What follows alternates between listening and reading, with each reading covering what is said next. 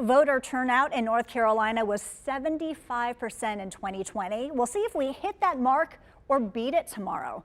WFMY News 2's Hannah Jeffries is here now with what you need to know if you're casting your ballot on Election Day.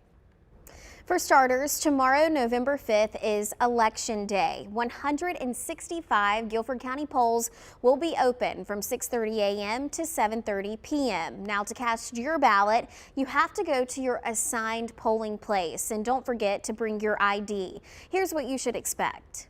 Your registered voter will first check in, and then they'll get their paper ballot, vote it, and then stick it into our tabulator that then collects all those ballots. And I am confident in that system. We've done a lot of pre-election logic and accuracy testing, mock election, mock voting on these things to make sure they're accurate.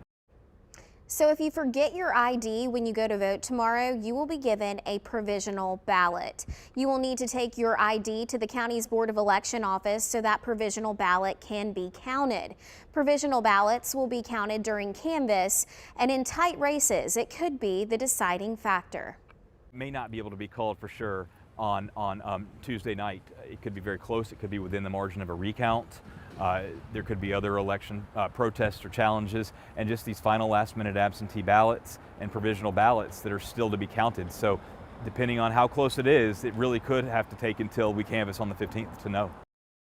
And finally, unlike early voting, absentee ballots must be turned in to your County Board of Elections office tomorrow by 7:30. There is no grace period. If it is not in by the time those polls close, it will not be counted. Hannah, thank you. There are all sorts of issues voters hone in on. The economy, the border, education, and women's rights are just a few. WFMY News 2's Amber Lake asked local voters what they care about most. It's no secret that this is one of the most important elections in our lifetime. If that isn't enough to get people to vote, then what is? We asked people in Greensboro and Raleigh today that exact question. I feel like if we don't cast our vote, it's going to be a turn for the worse for this nation. This is a huge election. I think it's one of the most important of our lifetimes because the choices couldn't be more different. Get out and vote. I voted early voting the second day of voting.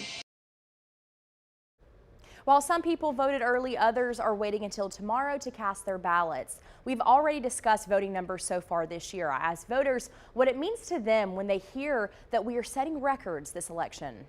That makes me feel very well because I hope this is not their stopping point and that they will vote in our future elections too, because they're going to be just as important as this one, because it's good to exercise your vote and select the leaders that you want. It's life-threatening if you don't, or if you do, you must come and participate. We're all in it together.